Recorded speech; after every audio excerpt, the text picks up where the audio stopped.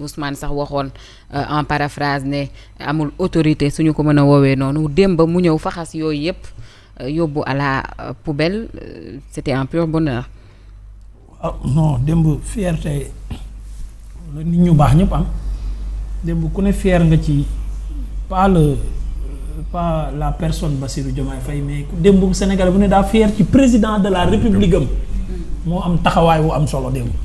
waaw loolu la nit ñi fieré. dañ ko namoon yooyu. waaw dañu namoon gis un président de la République bu am poigne bu am verbe bu am présence am prestance am éloquence di wax captiver ñëpp maanaam wax ak ay waxkat ak a metti démb ña fa nekkoon ñëpp ay waxkat lañ. Talla Sylla Idrissa Seck ñeneen ak ñeneen. El Malick da koy déglu ba ngaan. ñëpp ne tekk di déglu. waaw parce que da leen a plongé ci biir wax ji. captiver leen ba nga xam ne faw ngeen déglu ko par force te autant bu daan wax nit ñi sax duñ ko bàyyi xel. mais démb par force da ngay déglu le président de la République. public ba fa nekkoon bañ pare lañ doon yëg ba koy yuuxu ko tàcc c'est parce que discours bi moo xóot. lim ci war a njëkk a jànge moom au-delà de wax ji après mu def ci jëf ji mais moom daf ci war a jàng lim ci war a jàng moom mooy nit ñi nekkuñu fi di bëgg ak di bañ ku leen convaincre la ñuy xaar moo xam boo waree wax na leen wax ji convaincre boo waree jëf na leen jëf ji convaincre loolu la nit ñi di xaar nekkuñu fi di bëggante ak di bañante comme ñoom yooyu dañu nekkoon tuddee naa la doom ak sama xarit nga ak sama meilleur ami ak sama nàngam ñun nekkuñu ci yooyu ñun ku ñu convaincre lañ bëgg ci wax boo waree wax bu jëf jotee nga dem jëfi la nga waxoon ñu gis ne jëf ci méngoo naag wax ji nga convaincre sénégalais yi démb ba wax ci Ablaye Wade jotee ba mu waxee dafa convaincre sénégalais yi leçon yi yañ ca jële it nit ñi jëlee nañ ko ci jàngat ko ci bi nga xamante ne nii dañ ko fal ci commencement ba muy def nii ma ne ko dafa am processus bu njëkk bi mooy vous êtes un élu mooy dañ laa fal chaque fois nag fal gi dafay des sa kaw mbubb la moo xam ne foo toll di ko fàttaliku lu baax la pour jàppale ñi la fal waaye boo ko jëlee mu toog sa biir xel dalay sonal day diis loolu moom mooy quand tu es un élu boo jógee ci phase u élu da ngay nekk président de la république mooy que président de la république yaay présider conseil des ministres booy ñëw ñëpp jóg boo toogul kenn warta toog ça tu incarnes li nga xam ne moom mooy institution présidence de la république maintenant nag mu am beneen phase boobu moom daf ci yéex a dugg te démb la ciy doog a dugg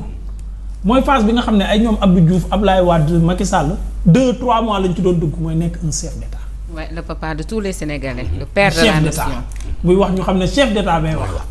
waaw moom ñaari yoon ñetti yoon la ko xaw a utiliser mooy jël big bi signé loolu chef bi la c'est le chef waaw mais démb wax ji am poigne gestuelle yi lépp génn nga xam ne c'est un chef d'état qui parle et chef d'état bu waxee ba pare wax ja dafa war a des ci xel yi histoire da ko war di rappeler dans les archives. oui président yi fi jaar yëpp que ça soit Senghor que ça soit Abdou Diouf que ça soit Abdoulaye Wade ñëpp ku ci nekk am na discours am bu la tëye Abdoulaye Wade il faut travailler beaucoup travailler yooyu boo demee ci Abdou Diouf le chemin n'est pas difficile mais c'est le difficile qui est le chemin nga dem ci Senghor moom moo ëppale woon ay kàddoom yoo xam ne doo ko xam nga lan moo ma retenir lan laa retenir ci moom j'ai un code d'honneur Senghor Macky Sall j'ai un code d'honneur mooy discours bi muy def mooy discours bi muy def di def deuxième mandat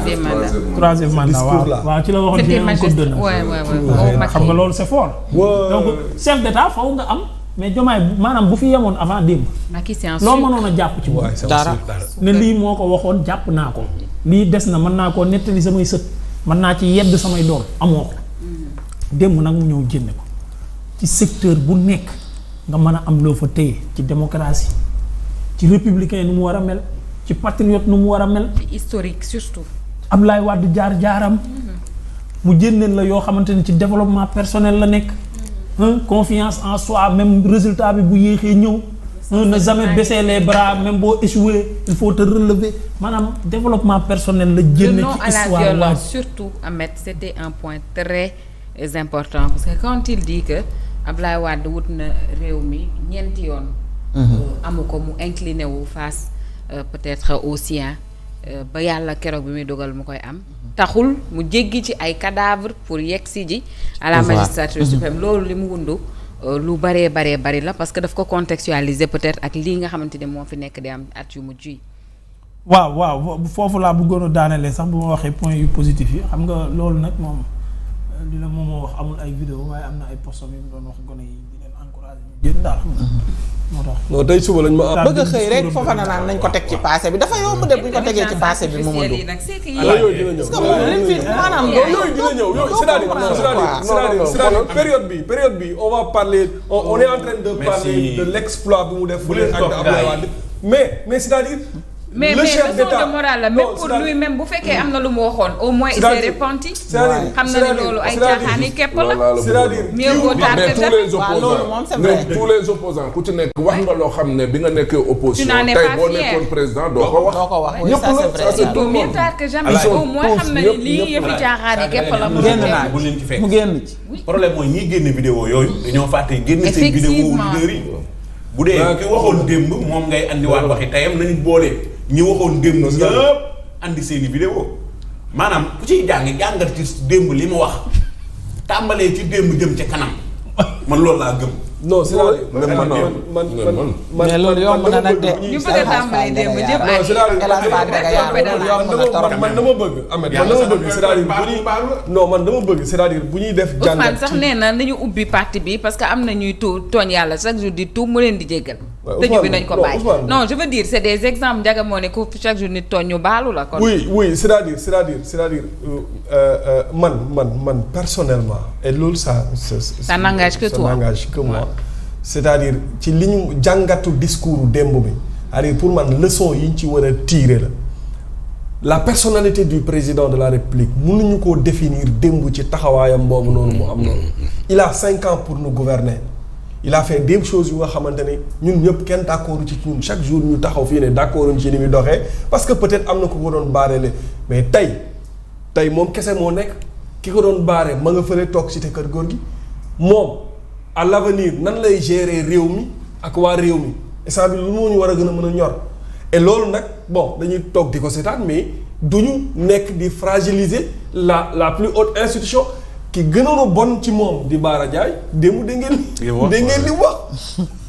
xam ne lu ne yàq na ko mais Bara bu ñëwee ba ne président de la République. non vidéo boobu il faut ma vérifier ko. est-ce que vidéo boobu lu am la. man de